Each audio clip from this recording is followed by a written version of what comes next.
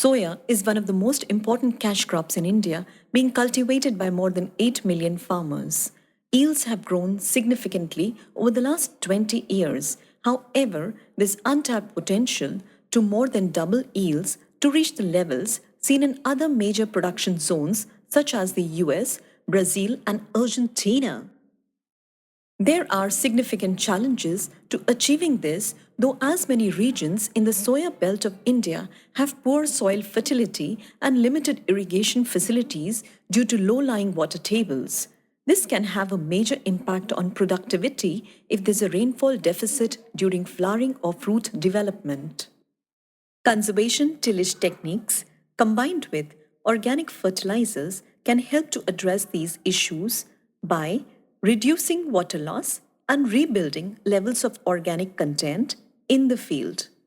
Using a seed drill with good quality seeds can lead to significant yield increase in this system.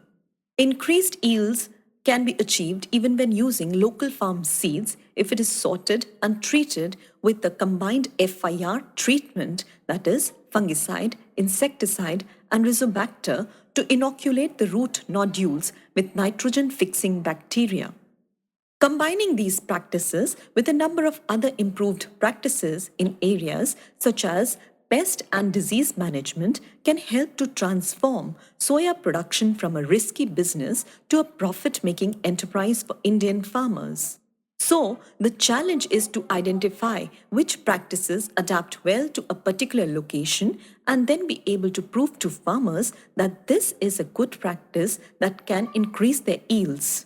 The soya yield estimation tool allows us to capture real field data on how different practices and inputs perform in real field conditions by directly linking these with yield data, meaning we can highlight differences to farmers with the crop still present. Let's walk you through the training on how the yield estimate is built up. First, we need to know the soya variety sown, as the weight of the soya bean seeds varies significantly by variety. Then we enter the field and measure the row-to-row spacing in centimeters and enter this in the phone app. Next, we measure out a 10-meter length along a row inside the field and then count the number of plants in the 10-meter row. Once the number of plants in the 10-meter row length is entered, we count back 5 plants from the last plant counted and then count the number of pods on this plant. This forces us to select a random plant in the row rather than taking a risk of selection bias where we would be tempted to pick a healthy-looking plant if left to choose the plant ourselves.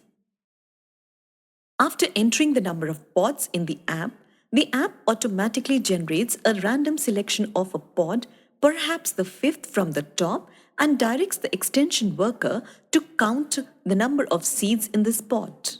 In case the selected pod has no seeds showing due to immaturity of the pod, a nearby pod which can be seen to have developed seed bumps should be picked and counted instead.